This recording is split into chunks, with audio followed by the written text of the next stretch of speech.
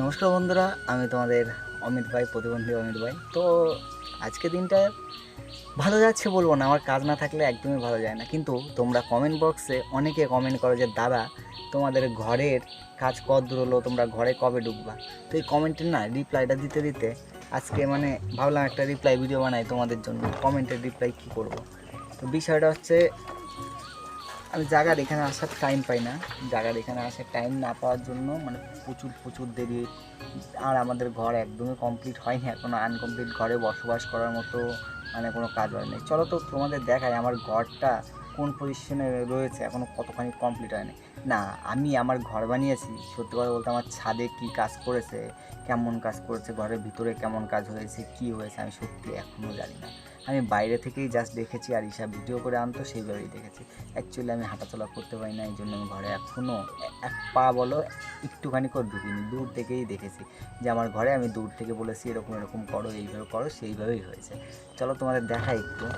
তো প্রথমে দেখাই, দেখো আমরা এখানে আসি না বলে কীরকম হয়ে গেছে, শুধু জঙ্গল। এটা হলো আমার উঠোন, এই হলো আমার ঘর। আর এই যে যে ওই যে পিলার দেখছো, ওই পিলারগুলো, ওইটুকু আমার জায়গা, সামনে উঠোন।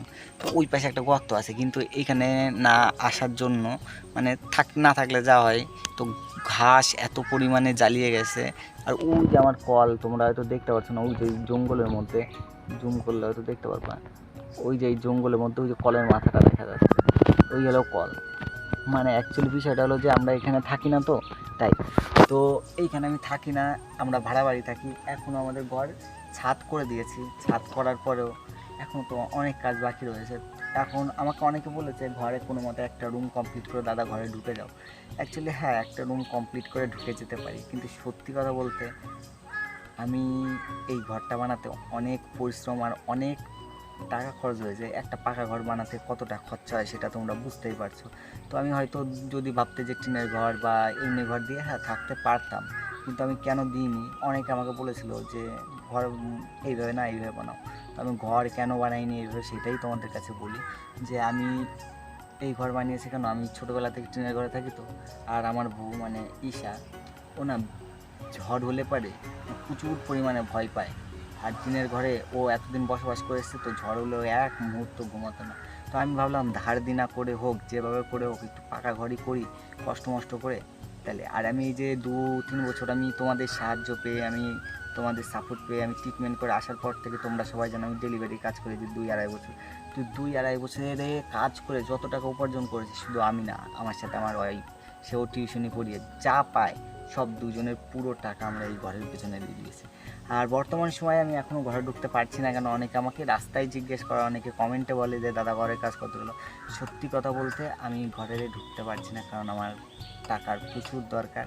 আর এখনও আমি কমপ্লিট করতে পারিনি ঘর, কারণ আমি এই ঘরটা কমপ্লিট করতে গিয়ে আমি অনেক টাকা দিনা হয়ে গেছি।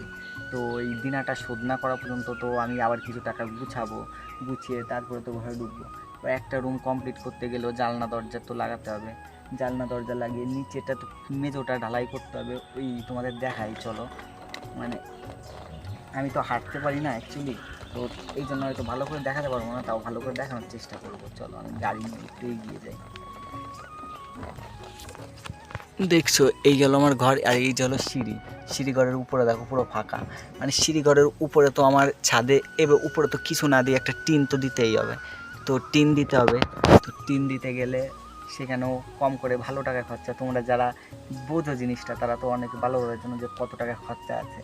আর দ্বিতীয়ত তোমার সবথেকে মেইন যে জিনিসটা, উপরে যে ইটা করলাম আর নিচে মেজোটা করতে হবে। মেজোটা না করলে মাটির উপর দিয়ে হুইল চেয়ার নিয়ে বা আমি কখনো কখনো ঘষে আমি মাটির উপর দিয়ে যেতে পারবো না, এই জন্য নিচে মেজোটা। আর সবথেকে যেটা মেইন জিনিস, যে বর্তমানে আমাদের ওয়াশরুম, পায়খানা, বাথরুম সেটা পুরোপুরিভাবে কমপ্লিট করতে হবে। কারণ মানুষ একবার সেটা যদি ব্যবহার করা শুরু করে দেয় না, পরে সেই জিনিসে কিন্তু কেউ কাজ করে না। কোনো মিস্ত্রি বলো, কেউই কাজ করবে না। তো আমরা বর্তমানে যেটা দেখে আসছি, আগেকার কী হতো জানি না আমি, এখন যেটা কেউ কাজ করতে চায় না। তো সবথেকে মেইন ব্যাপার পায়খানা বাথরুমটা কমপ্লিট করতে হবে। তো তোমার তোমরাও যদি হিসাব করো না, একটা অনেক ভালো অ্যামাউন্টের দরকার এই ঘর একটা রুম কমপ্লিট করেও ঢুকতে গেলে।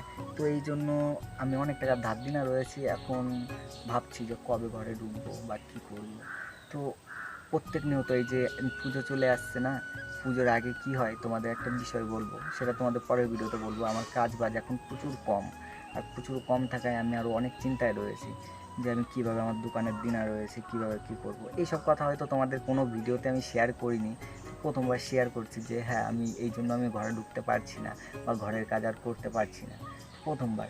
তো আরেকটা জিনিস দেখাই তোমাদের, এই যে যে ঘরের বেলকনিটা করেছি আমি এখনও এই যে রডগুলো ছাড়া তোমরা দেখতে পাচ্ছ, এখনও সিঁড়িটাও করিনি।